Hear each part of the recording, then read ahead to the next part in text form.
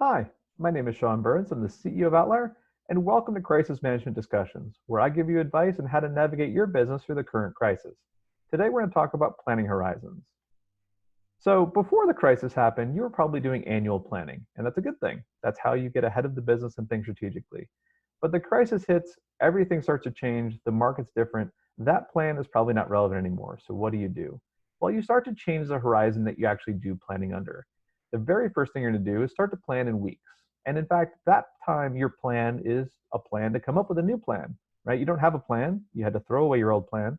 Let's spend some time in coming up with a new plan. Maybe it's a week, maybe it's 2 weeks, but essentially you're going to come up with a new plan. And that plan is probably going to only look maybe a month ahead of time.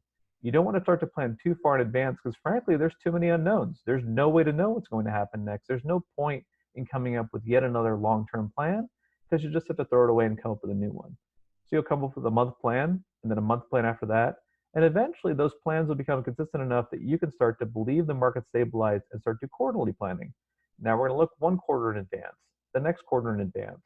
And slowly what happens is you're extending your planning horizon out as the market is more predictable and you believe that those plans will actually be accurate. And eventually, when a recovery begins, you can go back to annual planning. By recovery, I don't mean things go back to the way they were before the crisis. What I mean is the market stabilized to the point where planning a year in advance is actually a feasible option for you again. Now, this time dilation is really important because don't want to spend a lot of time planning and replanning over and over again. You want to make sure your plans reflect the horizon that you can see too.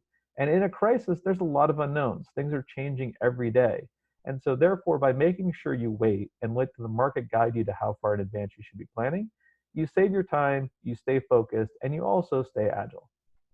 I hope that helps. Please visit our website for more resources. We have a lot of tools to help you navigate the crisis, including a daily tracker of the coronavirus pandemic, the Data-Driven Daily, which gives you a daily tip on how to use data to make better decisions, and also real companies that share how they're dealing with the crisis today and using data to do just that.